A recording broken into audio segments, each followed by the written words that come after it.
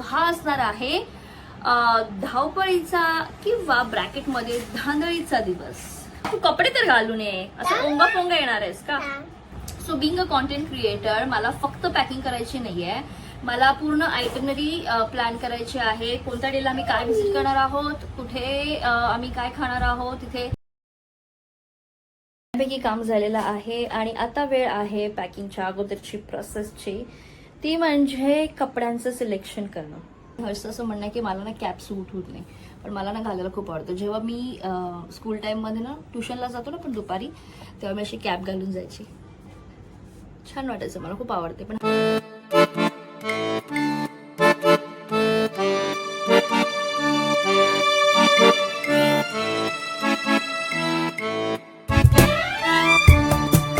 दुपारी जे face pack बनवलं होतं ना, ते मी असंच फ्रीजमध्ये ठेवलं होतं थोडंसं गार होण्यासाठी. म्हटलं गार फेस पॅक लावला त्याचा रिझल्ट पण खूप छान येतो. सो आता फक्त 15 मिनिटं ठेवायचं आहे आणि त्याच्यानंतर मग धुवून टाकायचं आहे. That's it.